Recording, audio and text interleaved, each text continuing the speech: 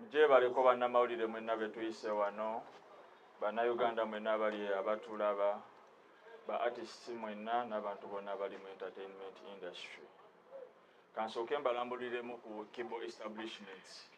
Kibo Establishments Uganda Limited company supporting abayimbi nge bamanaginga, basponsoringa, etegeka ebivolo, ekola emikolo emitonotono egitegekanga weddings n'ebirala.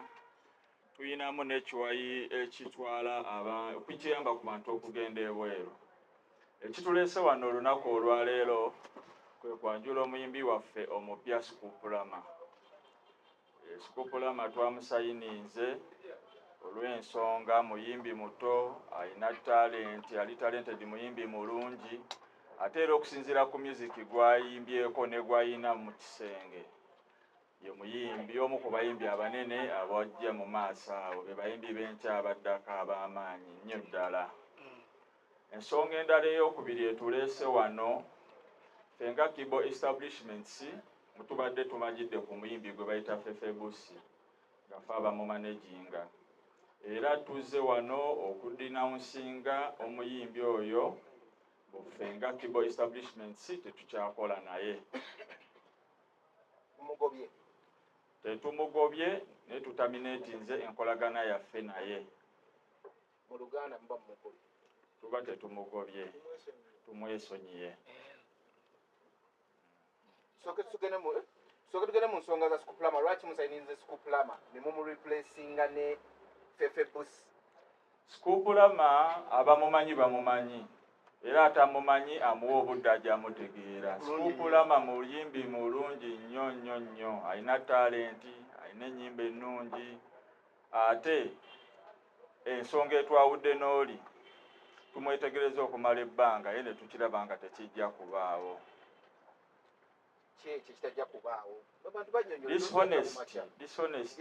Dishonesty ensonga etuleetedde okwawukana n'omuyimbi gwe tubadde naye. Obutali bwerufu kambadise mu Luganda. Obutaba bwerufu. Si kye kindeese wano okwogerako, sizze kwelaboratinga, badde nze specifically kwanjula muyimbi mupya na kutegeeza mbu ffe nga Kibo Establishments tetukyakola na FBM. FBM bw'ogamba muno si kye kibaleesa, abantu beetaaga okumanya ddala buzibu bwavudde waggwe okwawukana ne Fefe. Mwatandika okukola ndowooza oba twali tuva mu lockdown something like that. Temumaze ebbanga ddene ng'ayawukanye ne Arafa n'omuteekinga on. Buzibu bwavudde bwakabasa kaavudde ku ki? Dishonesty abantu gye baagala. Kantandikire wano. Ffe nga Kibo Establishments omuyimbi Fefe Busi yatutuukirira n'atusaba twegatte ku FBM tutambuze kariya ye. Linako, temwalaba talent ye yajjanga abanoonya. Yajjanga tunoonya naye nga naffe talent ne tugimulabamu, era olwedde twali tugimulabamu ng'era tukimanyi muyimbi mulungi kuba yali kyali waffe nga tubeera naye. Era ne tutandika okukola, twatandikira ku luyimba lwa buzibu bwo, ne tulukola, ne tukola influencer, ne tukola pretty, era twali twamusuubiza concert. Era ne concert nayo yennyini ne tugikola. Kati obuzibu buvaawa? Obuzibu we bwava, obuzibu bulabika bwava ku concert. Si bulabika n'obuzibu bwava ku concert. Dishonesty yawo we yalabikira kuba tubadde tukwatagana bulungi nga buli kimu kitambula bulungi era tubivuga bulungi. Siri wano okudifaminga muntu yenna oba kugezaako kusabrand ya muntu yenna. Ndi wano kwatula mbu twawukanye naye olw'obutali buki bwerufu. Ensonga ya concert twatuuka nga twagala okutegeka concert. Ne tunoonya bapromota abatutegeka ne bapromota nga tebatukkiririzaamu. Ne tutuukirira omwami omu mu media house emu ne tumugamba tusaba atutegeke. Natugamba tajja kusobola kututegeka. Naye kyayinza otukolera kutuyamba kutufunira ku basponsa na kutugayidinga era nga mu ekyo kyonna tulina okubeerawo ne ssente zitandika ki concert. Nze ng'omuntu nalina okukkiririza mu muyimbi wange, nalinawo ssente zibitandika ne tubitandika. Enga bwomanyi concert si ya milioni 10 oba 2 oba 5, concert ya bbeeyi, so nga sente twetaaga nnyingi. Nalina ebintu byange ebikalu n'ensinga ennyumba yange ne tufuna sente tulaninga concert n'eggwa. Naye obuzibu bwe bwava ewasookera ddala, tutuuka nga concert etandise okuyingiza sente. Ky'obwanyi sente za concert ezisingize tusooka ofuna ziba z'amameeza. Amameeza ago tufata abantu sene batuwa sente. Naye kati mu kufata omuyimbi ate kiba bangwirwa nnyo ng'omuyimbi yabatuukiridde. Omuyimbi ng'abafata nga bamuwa sente, naye nga bamuwa sente simanya results bulungi bwe zikoze ki bwe zivuddeyo. Naye ne ngamba tukola ffenna tuli wamu, tujja bibalansinga nga sheewedde. Okitegeera ne tukola tuka ku lunaku lwa concert.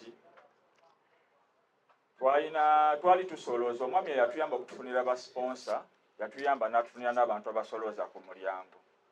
Era ffe twaliwo nga bakalabalaba naye tetwalina authority, sente zo twalina zimanya ffenna olunaku oluddako enkeera. Nga bukyenkeera nga tufuna sente nga nze yazireceiving era nze yazikwata. Naye nga sente ezo nina ozikozesa okusasula amabanja agaali gasigaddeyo n'okuwa ku bantu abalala baali bakoze. Ekyo kiggwa atuuka mugamba sente z'amameeza tukoze tutya. Emmeeza mmeka?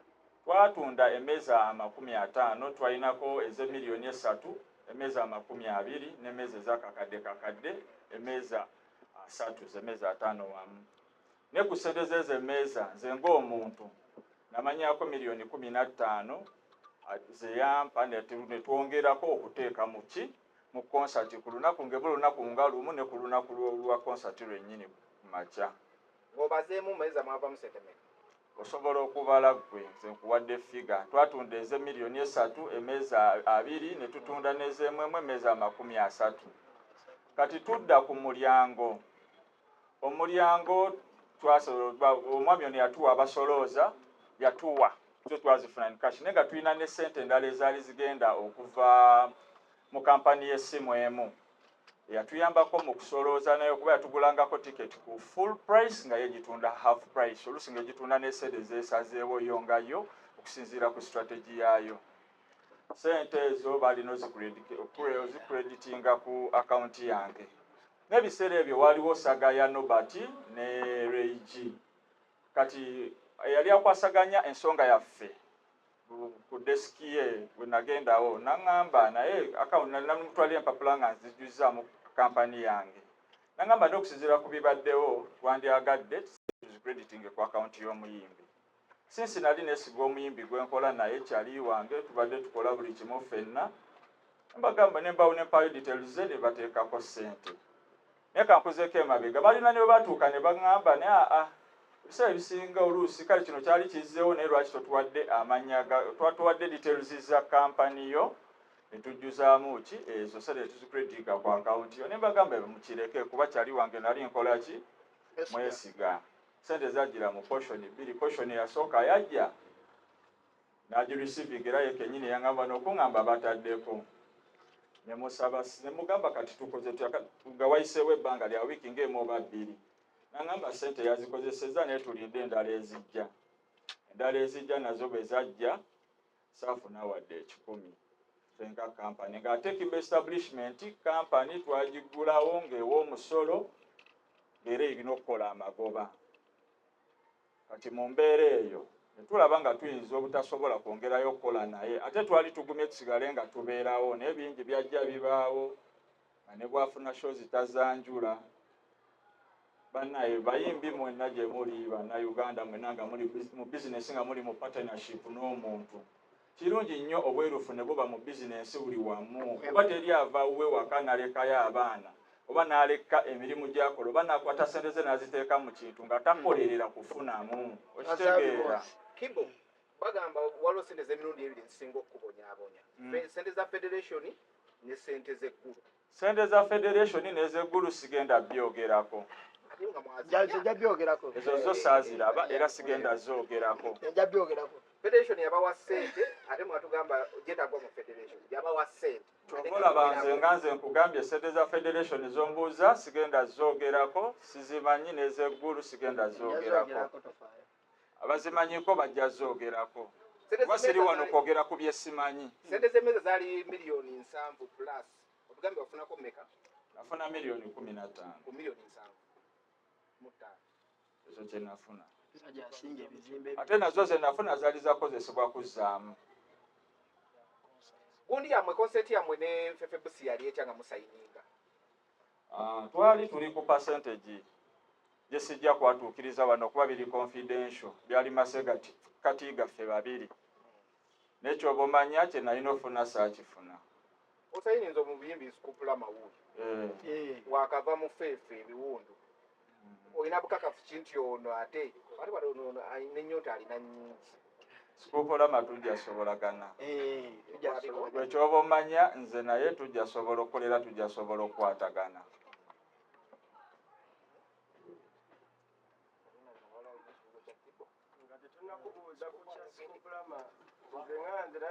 okumanya woyawukanidde ne Fefe leero tumanya nti oyawukanye naye officially wadde nga mubadde mwayawukanye saidi ne wamusangira ng'olaba embeera ebadde tulaba bw'ayambala sijja gendayo nnyo mu personality ya muntu saagala yingirira nnyo bulamu bwa muntu bintu byesikolagana naye butereevu.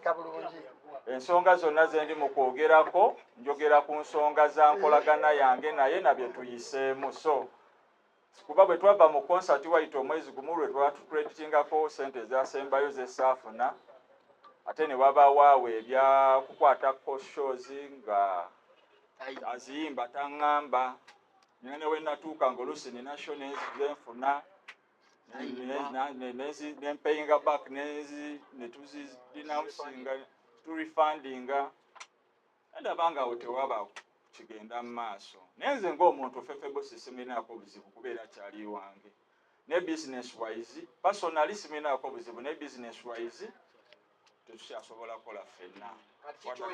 Oyagala akuddizeyo kasente omubanjayo ko omulesa agende Nagalaali kuba ebyo byonna mbigezezzaako n'ennemererwa ebyokuzibanja ebyokwagala mpeeyo kuba ntaddemu sente nnyingi. Omuyimbi bwe namusanga mmwe bannamawulire mumanyiwo mwali mulabawo era bwe twatandika okukola bye twakola achievements mwaziraba era ne concert engeri gye twagitambuza n'okugivuga mwakiraba naye ng'obuzibu obwasinga okuba dishonesty kubeera ne concert bwe yalinga ayogera ng'agamba yeetegese kibalinda okubuuza omusajja yeetegeka naye nga twetegeka kaŋŋambe namutegeka sinatwetegeka kuba fanzi zaali zange netufuna abasajja abalina obumanyirivu mu kintu ekyo netufuna angry management n'atuyambako netufuna manager Cox n'atuyambako netufuna bajero mu kakande ne batuyambako ku bya social media marketing. Waliyo kibuuzo ekirala? Omusajja oyo ali mabega okubuuka Fefe anoluyimba lulwa abantu 12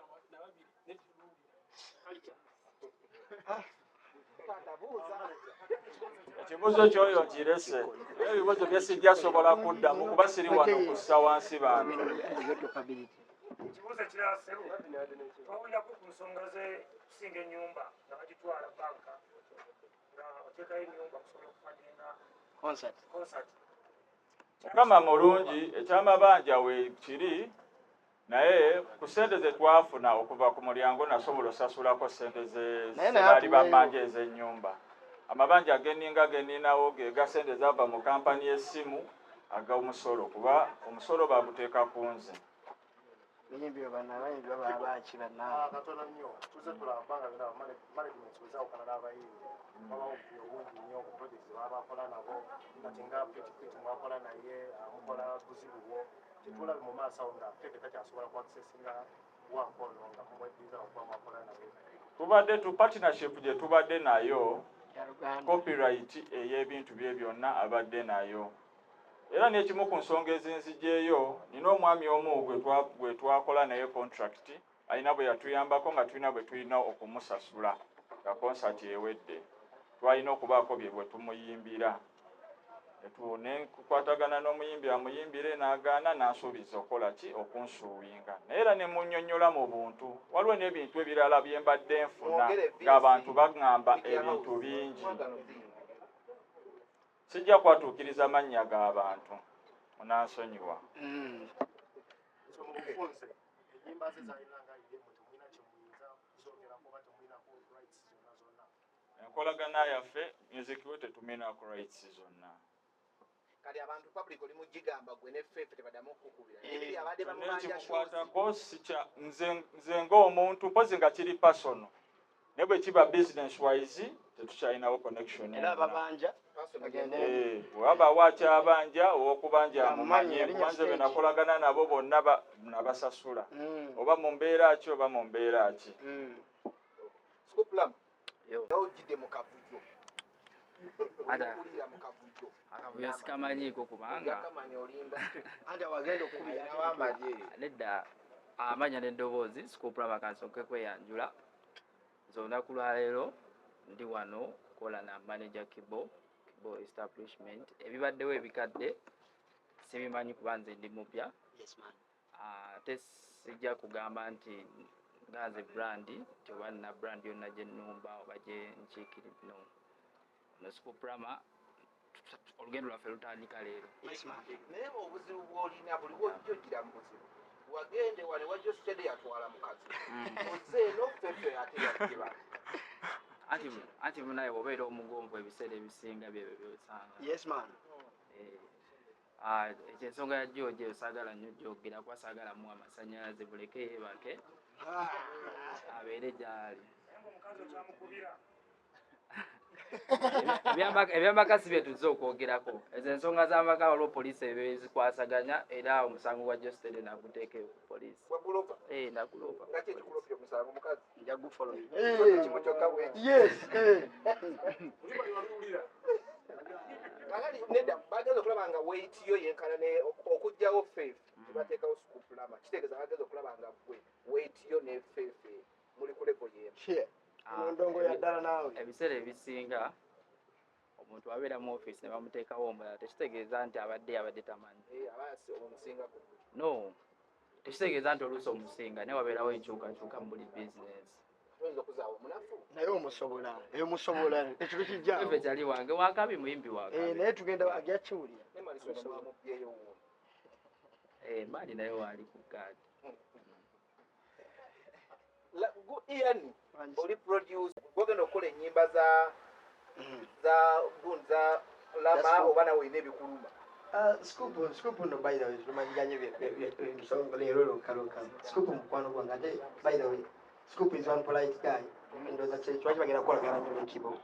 Nkyemanyi Kibo kuba ne Kibo naye personality ye ng'omusajja mukaka. 1 2 talina nnyo kaleekeezi wakuleekera kyokka n'ebyaffe bibaddewo ebbanga ddene nga tomuwulya ng'akola ki nayogera ate Scoop ye guy gwokyegera laba aba ayogedde kiba kiva ku muki n'ensonga za ffeefe nga Scoop ye sure deal bagenda kukubirawo kyo tekuli okubuuza zira ama bwe wetagira support yange yonna oba puli oba biki I'll push 100%.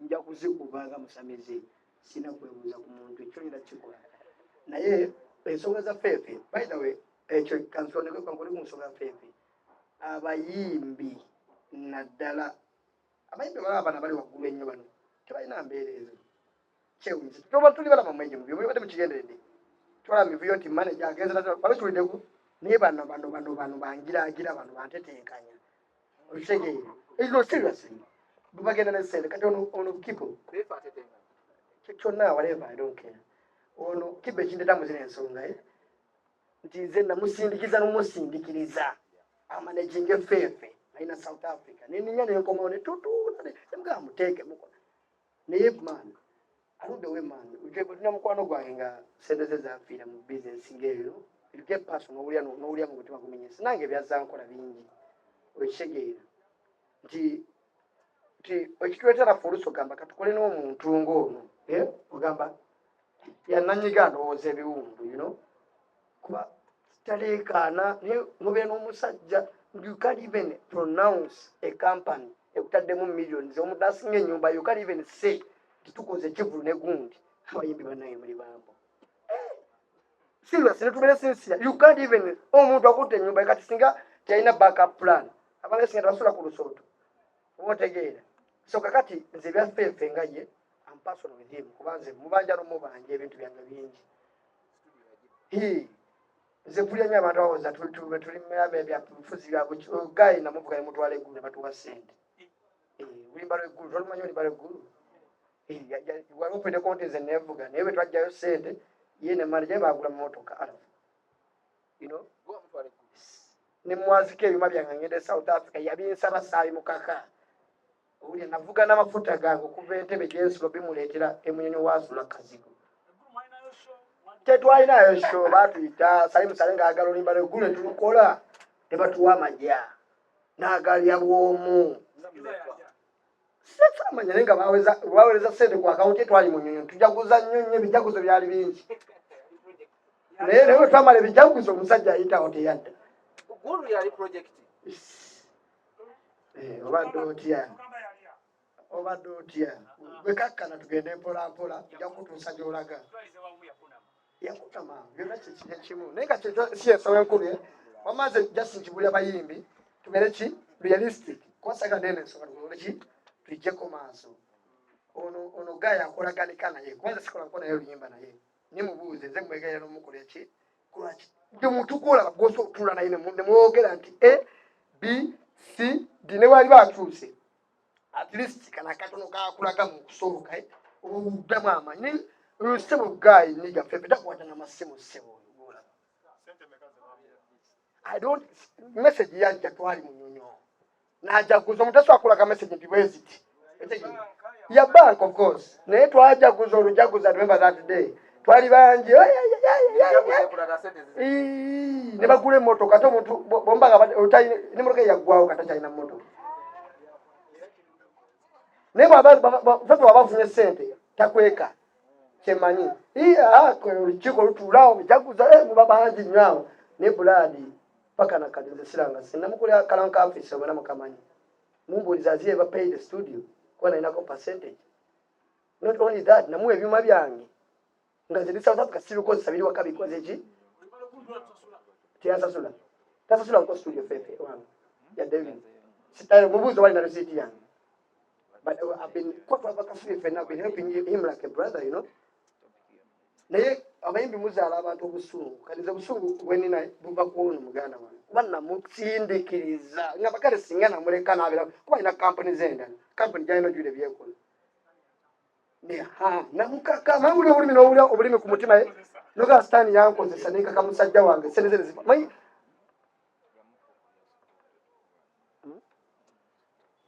okay so ekingo obukulu byonna kubeera beerufu maani blood Zibangu musungu badde bungi tujja bongerayo asokendeko ensonga ene koleki nega fe ogenda muyamba otya nze studio weri nze ate nali nkoyo okukola ennyimba tokimanyi kati omanyi nenze olawona omusajja nze byuma nze bisa byuma nze ate n'omutima gwange bwe gwaguli ku kintu you've seen artists benkoze nabo Jose Kamenzo okutoka kuba ku kintu Gogolinda kujja kuulya kasoke tumalize ensonga eyo. Tuwegundi ya sikupula mengejo gena muyamba lakini details ateka na byosemu tugenda yeyo nawe. Nze sikupula mamu yimbi omaika kuleko muyimbi ona jagoza ate is very strong. Ekisooka kati nze okukola naye first of all sikana ntinga celebrity babicha tukola nga brother gaye mukwano gwange obude ga music. Nyenda kuteekawo mwecho ayito kuteeka sina nkono nyateekawo kyonna ekigongo ekyegeere kibote amaze ngenda kukolera music bw'oyagala yawanga wali open tojja na sente kati naloka nkole nga nsiimenti nkolere ki bwereere oba nfuna kyegamba bwereere wange temujja na sente amakibo bwereere fefe adi bye byali ya sente twali twakufuna naye no byabwereere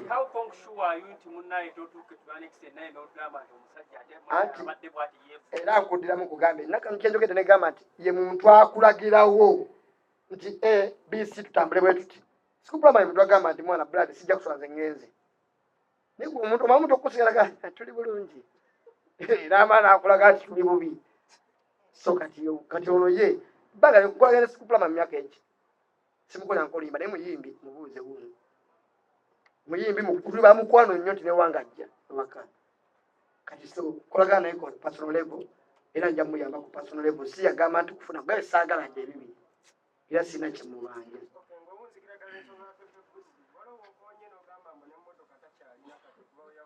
anti mbadde nsaba ensonga eyo ffe tugenda kudda wali mu kafubo tugitaanye bulungi yasalako ensonga eno ekole ki mwe mukyabalina tugenda kikukusayo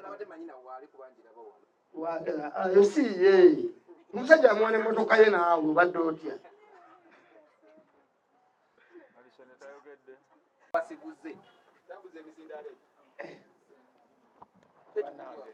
sigenze nabasiguze nyinza okuba sigenze nabasiguze naye olw'okuba mwana kizibu nnyo okuweereza omuntu okumala emyaka 8 naye n'osigala ng'okyalwana wekka ate omuntu nga omanyi kati sijja kwogera nnyo ku ffeefe kuba mukwano gwange nnyo ate andeese anzibudde n'amaaso naleeta kati nze nali neetaaga mu bulamu bw'ensi kutuulako bwe nti naye njagala bannamawulire mwenna mubadde n'effeefe mwali mundabyeko nga ntuddewo ne ku press conference saasobola kutuulawa naye nga nze nali bakapuwe ku show yonna yonna bangi bandaba nga neewuba mu suuti eya white naye nemala neefuuka black esaawa zino yafuuka black saagala nkulimbe naye si kirungi kibi nnyo okwesiga ekizigo ng'ate weesize oyiro oweesize ki oyiro weesize ekizigo naye nga oyiro so ensonga zino njagala zibeere nze njagadde nzije wano nzijeyo n'ekifaananyi eri abaana abo bonna abaagala okwerekera abayimbi oba abaagala okugoberera abayimbi nze malisene ndi mu buufu nze n'abakyali bange mu ghetto bano ali baŋŋamba naye maali storage so emba nfunye omuntu nga manager Kibo era omulundi ogwasooka fefe yagoba alafu nange yangoberako omulundi ogwokubiri we yazzeemu okugoba Kibo nange yakoze eki kati kitegeeza nti ye kale sijja naye mission ye nti ye kiri kiba kiwedde ate tusaagala oddemu onnoonye mulundi gwakusatu nze ndi musajja ndi mu kuzaala abaana bange abaana tebasoma ninayo omwana ng'omu oloovu omu naye tasoma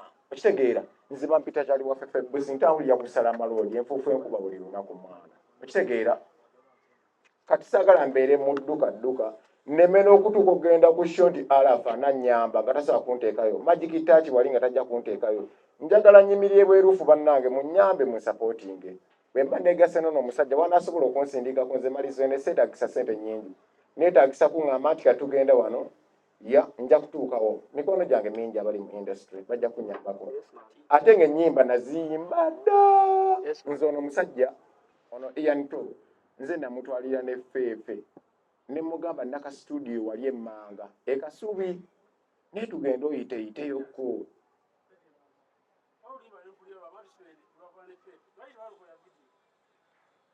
olwo oluyimba lwa sitole lwansala nnyo kitegeera mwana nti nange nali mmanyi nti kyali wange naye ne ku show ekyannuma ne ku show tetwaluyimba nga ne puroguramu lwalimu tetwagimba ne vidiyo emyaka 8 kyaliwo obeera otya mwana nze kinnuma ddala muleke nammwe abayimbi mulimba nze sigenda kuweereza myaka 20 bro ngenda kaddiwa lwaliko naye tetwaluyimba kitegeera nkugamba ebyo byonna bireke yibula mukwano gw'omusoosa afazaali yimba ennyimba 12 malise nomugabe ku 13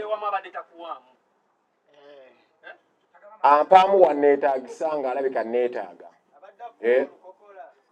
naye ndi wa mukisa nnyo okuba nti bano abantu balaba bonna baagoba nze nasevinga n'ennamba ya Kibo mu ssimu ye ekyo kyogera mu mazima ga Katonda mu ggulu teyagaana nze naleeta manager Kibo nga bwe yajjewa Ian nze manager Kibo ne mukuba ekikopo ne mugamba naye omusajja ono manager Kibo nze ne saving essimu era okuva olwo batandika okukola ki ne muganda wange ono Ian Pro naye tetugenda tunulira nnyo byawa tudde mu maaso bannamawulire mutusapootinge mutulaba naffe tubadde nnyo ku bbala mutusaasire tetulina kye tulina sigenda nze kudda Masaka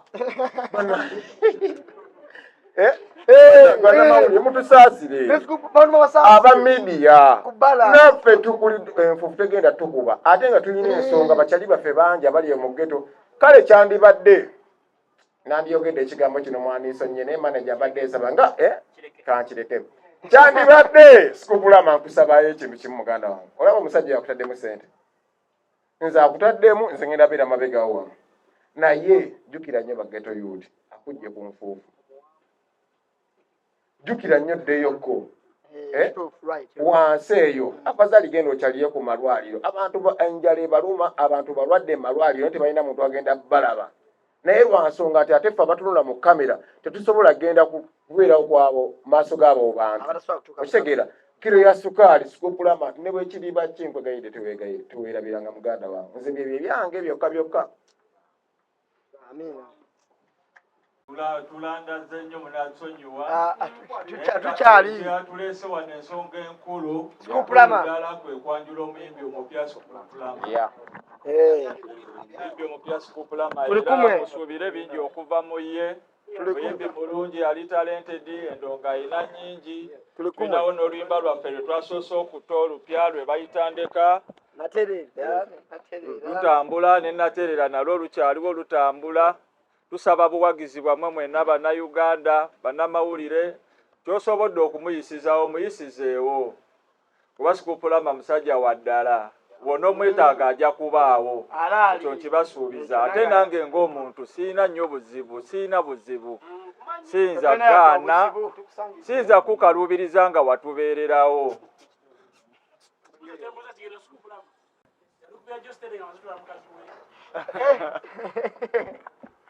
ensonga ya George enabadde nga nyugiwa amasannyalaze naye kankyogereko olwo oluyimba olwo omusajja yamala olutwala mukyala wange yanteeka mu mbeera embi negenda mu depression we namala ova mu depression nagenda mu studio oluyimba nakola oluyimba lwe bayita Naterera nali sitegeeza nti nteredde nti nina ssente nnyingi naye nali maze oterera mentale kuba namala nenzikiriza nti nenzijukira gye nvudde kuba nze nvudde ku bbala mbadde musiizi wa njala mpubyeko nazaalibwa mbizinga byekalangala eyo so nasooka neneekuba mu mutima nenzijukira nti gye nvudde wabadde wabi nnyo obudde wenna abumalira ku bino nti bakyali bano bensanze e Kampala nti bakuba tuta omukyala nga n'omukyala musanze Kampala nze kyali kivubuka kito ebyana bindaba okitegeera kyakubbala oyo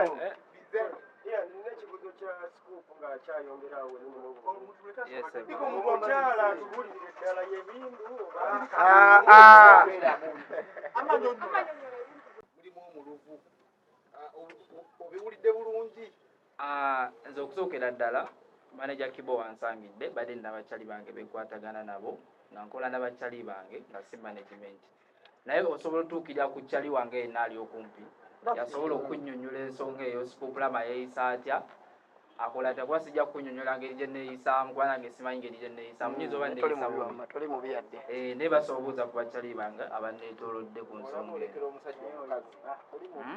toli mubi yadde amabbala omusajja akyali mu kkooti esaawa yonna ngenda mukima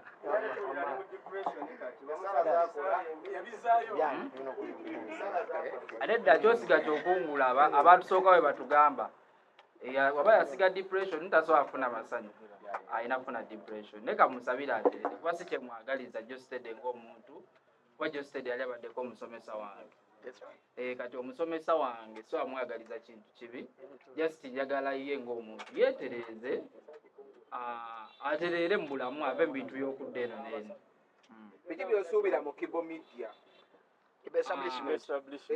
Kibo establishment byensuubira bingi ne betugenda okukola bingi naye byonna tulina bikwasa Mukama kubanga lwe lunaku lwaffe olusoose tosobola jajinga muntu gwe wakatandika naye mu lunaku olusoose oba tosobola laba nsobi ye na birungi bye naye katusabe Mukama atukulembere mu lugendo luno lutandise olunaku lwaleero osanga tujja kuddamu tubayita olunaku olulala nga tugenda Lugogo mu concert nga tugenda jahazi awo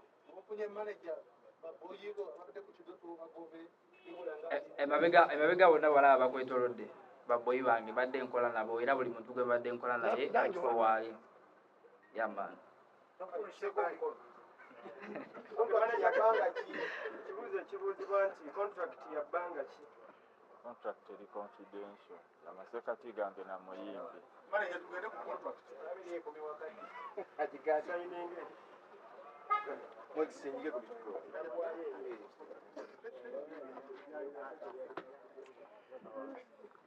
Papula.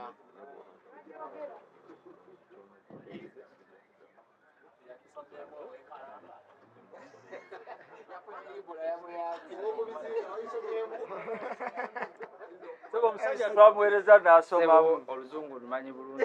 Omusajja yasoma. Asomera ku bizinga naye oluzungu. I went to good schools. Very nice Era school. n'ebizaamu. Katumalize. Naye ng'era tukuma obuntu bulamu.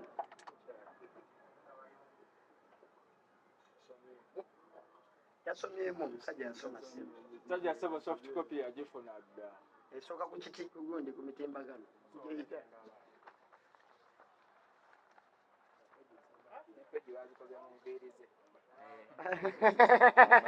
Namba y'essimu erinnya ly'okuyimba agaddala enamba y'essimu ne tulinde kujaza oba bonna bonna batuddaga anti kiba establishment ebinkola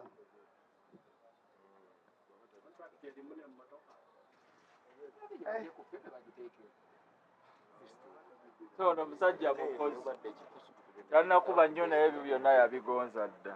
Aza obuzibu bwange si mmotoka. amagambo obusoka twasooka bugonzo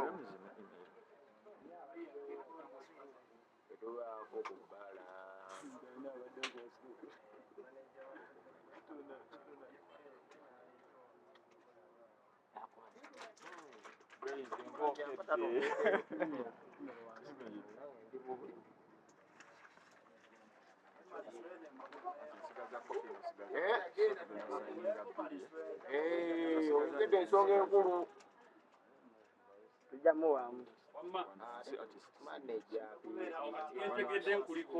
Ngenda kukuba. Ngenda kukuba. ani Ali Ian. Sikulagala n'omwami oyo. Ensonga ziri mulala tikinga ne sitafu. Ya chairman.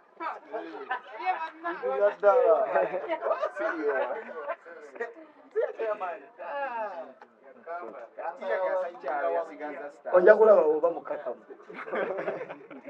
esayininga ku mutima yakuvuga mungi yagamba anti nedda papa negamba buli ekyama okukola ssente kuba kunoonya ssente anze banegamba buwulire owali ssente wonna wembeera naye bakuba abantu bano abaifula tebali wali ssente babalimba abasajja bagendayo babaayo mu zoofiisi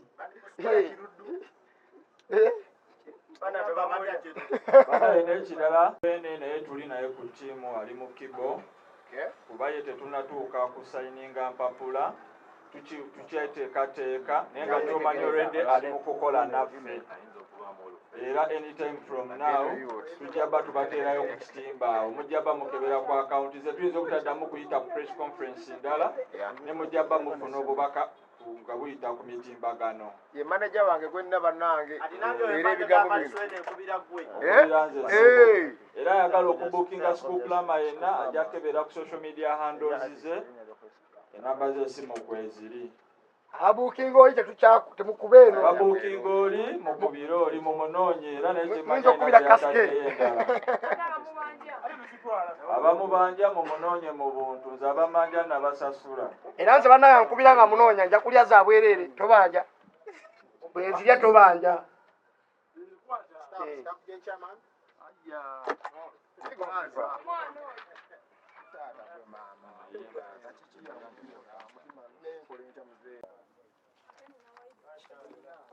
amina nnyo muzeeyi wange bannange mpola omuliro gumpola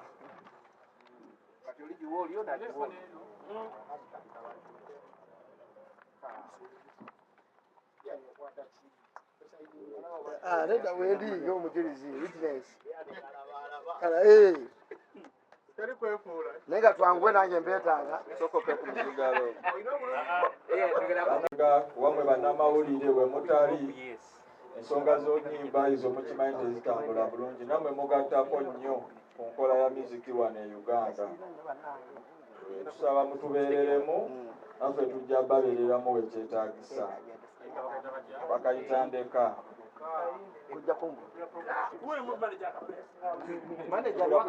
kyenalyagadde n'okwogerako njagala okwebaza ttiimu yange gye mbadde nkola nayo enkadde yonna tukyali ffenna temulina we mugenda kudda tukyatambula ffenna naye nga njagala obeebaza nti singa simmwe singa osanga olunaku tetuliiwo wano. Thank you so much Nifa, Ibra Promoter, Tony, buli omu, Sasha M, I love you so much, Ketu, singa simmwe singa tetuli wano tusigale nga tugenda mu maaso. omukisa oguno okwebaza ttiimu yange gyekola nayo ttiimu era tubadde nayo era neeno tuli nayo. Tulinamu omukulu Alex Ntale Kasike omukulu Kikibwayi webale nnyo omukulu Ketu webale manager Ryan webale mwebale nnyo bakyali bange mwenna Tom Kakande Media House mwenna bannayuganda basupportinga Ugandan industry mwenna mwebale. n'omunakenya yazze